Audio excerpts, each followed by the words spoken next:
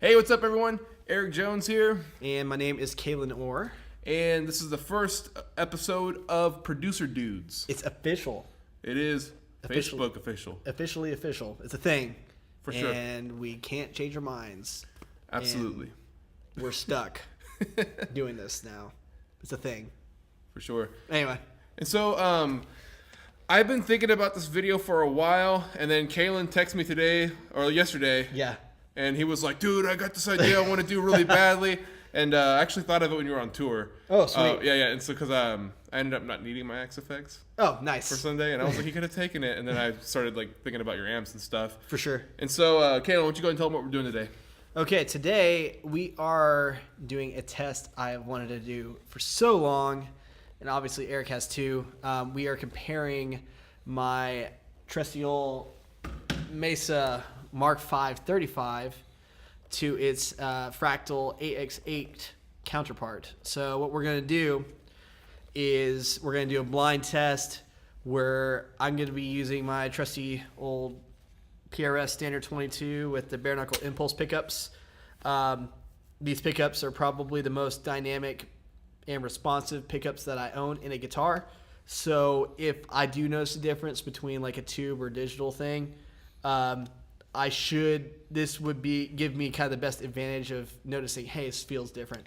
But the idea here is to figure out if I can discern a difference between a digital representation of an amp and the real thing, and two, if it is like to the point to where I'm having trouble discerning, I think the digital camp would kind of win in that aspect because it's like, man, I'm having to question it. So, and I would say I'm hoping that to be the case because I've always been, and Eric as well, I feel like we've always been tried and true like tube amp guys. Like we've always wanted to love tube amps. I've always been in the camp of like, no, if it's not tube, it's not as good as it possibly can be. Like I've always wanted to fight for the tube amp camp for a long time.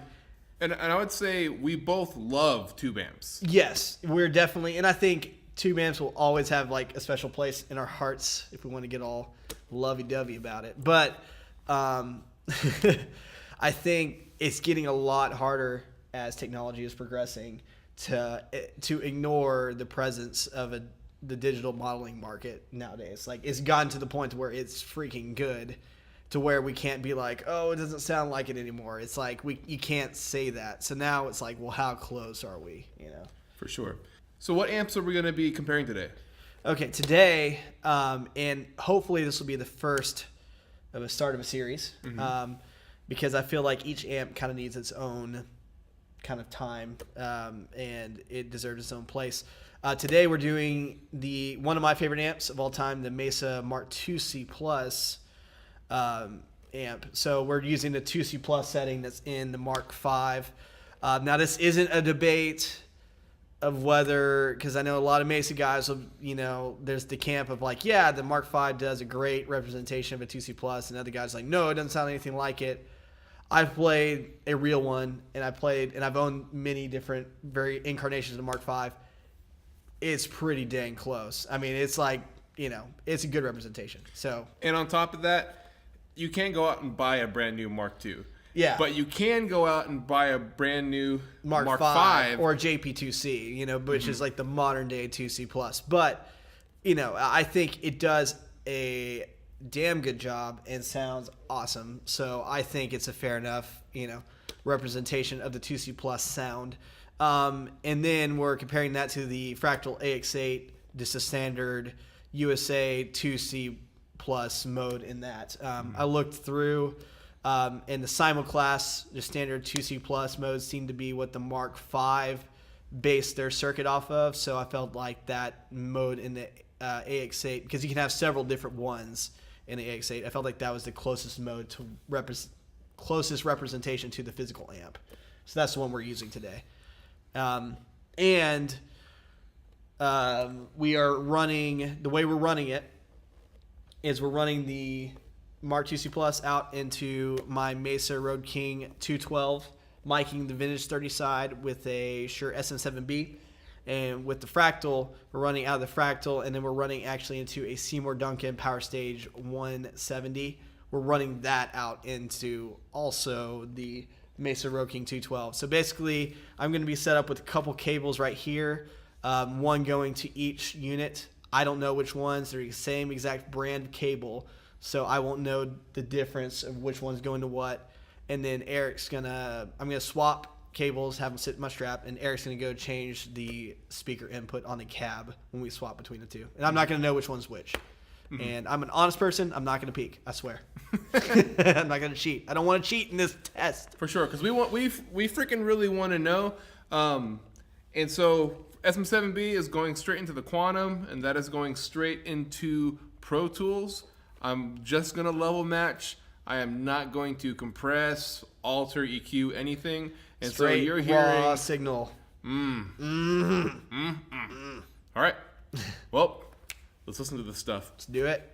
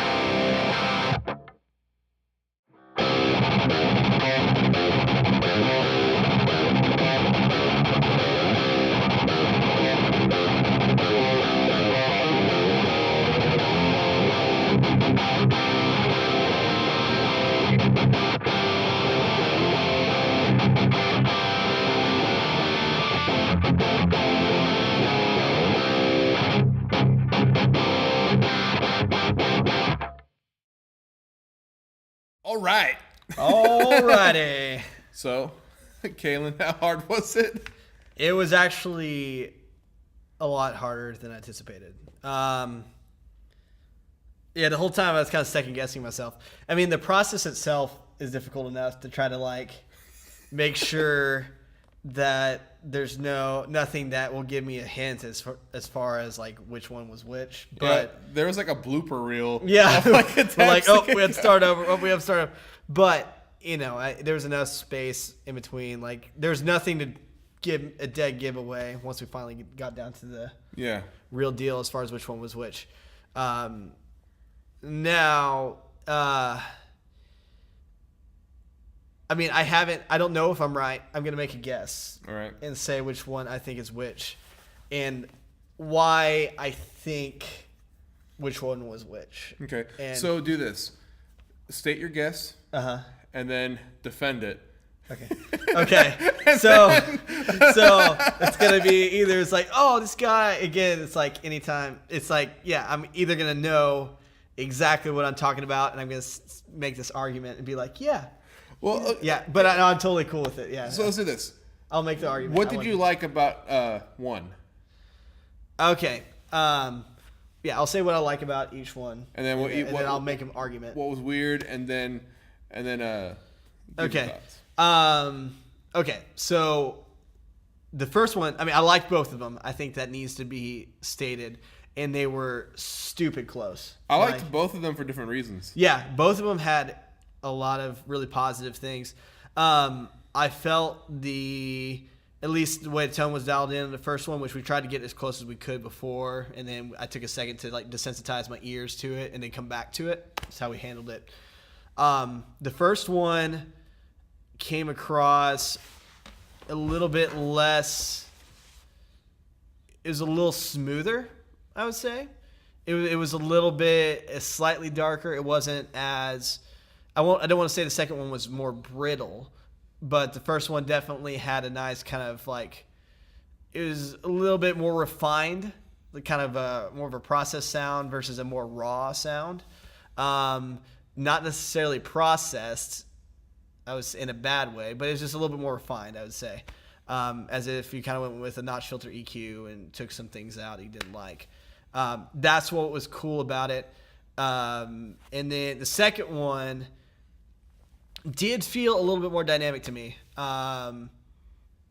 Like at least in responsively, the first one wasn't stiff by any means, but for some reason the second one did feel a little bit more natural to play. And this is me saying I don't know which one's which, so I could be completely wrong. So if I was to make an argument, should I go ahead and? Yeah, go for it. Okay. I'm gonna do this. I'm gonna go ahead and put a goofy grin on my face before you start talking. Okay. That way, if like there's no such thing as a tell, I'm just right. Okay. So Eric's goofy grin to not lead me either way, and to know that either I could be completely wrong or completely right. All right. So if I were to make a guess, I would say the first one was the Axe effects, and the second one was the real amp. If I were to make a guess, and the reasons why. I felt like the dynamic range of both were awesome. I did find in a slightly lower volume knob configurations, I felt that at least I would think the X effects like dropped off a little bit faster, like slightly faster, whereas there was the real amp felt a little bit more gradual, and it could be the opposite, but I would guess that the X effects would drop off a little faster. And then response wise, I did feel the second one was, if I put in a little bit, like we're talking like 5%, like it put in a little bit more, like it got a little bit more out of it or something like that, it responded in a way that it felt a little easier to play marginally, and I cannot emphasize that enough. Like they felt basically the same, but the second one felt a little bit more quote unquote real to me. So either I'm a complete idiot or I am right.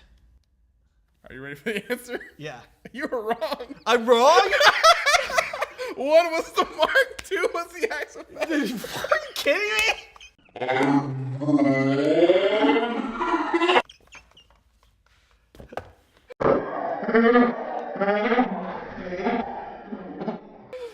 I'm so glad I'm so glad I went smiling into it. What the hell? Because okay, I've owned like the Mark V, like 90-watt one, and this one for a good amount of time, and I know that amp stupid well.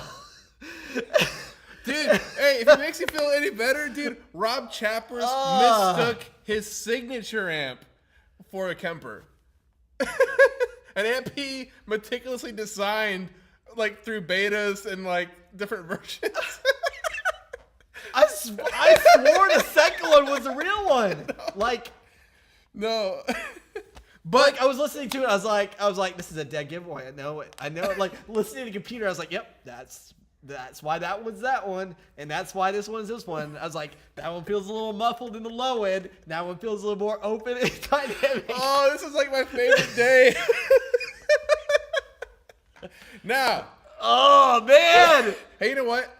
I should do the next one. Yeah. But you're gonna get it right. No, I probably won't. But here's the thing. Everyone. So this just goes to show, like, and it's all. Can I cuss? No, I don't. It's all. Yeah, go for it. It's all a bunch of bullshit, man. Like anybody's like, oh, too bad, because I was that guy. I have been that guy for years. I think we're one foot in, 1 foot out. Still that guy. Yeah, but I can't. I don't have any legs to stand on anymore. I don't have a foot to put in there because I just cut it off. I just gave my right to put my foot. I just cut it off. Like, literally, it's like, oh, I had a foot to put in the tube camp, but now I don't have that leg anymore because I am full of crap. Now, and don't know what I'm talking about. Now, here's this.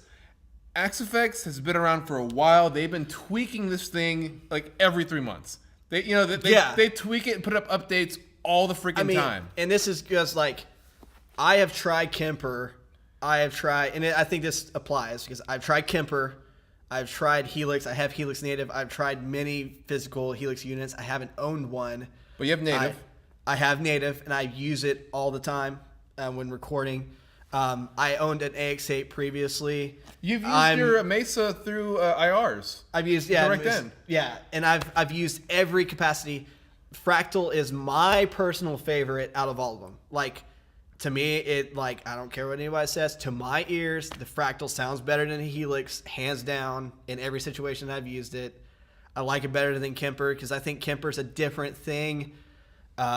It's like Kemper's the profiler or the modeler for an amp guy, which, I mean, that should be me, but I like the fact that the Fractal has everything all in it. Yeah, and does everything super well. And the effects are really good. And the effects are awesome, and to me it sounds, I've done so many tests, watched so many countless videos, and I think the Fractal to my ears still sounds better as far as things I've heard. Of course you can profile any amp, but it's like, I don't want to do that extra work. I just want to have the amps there. For sure. So I'm just venting right now because I'm so freaking pissed off. Well, I hope you guys enjoyed this video as much as I did. I'm in a glass cage of emotion. Baxter! Man. Have a great day, guys. Have a better one than me. It's the worst.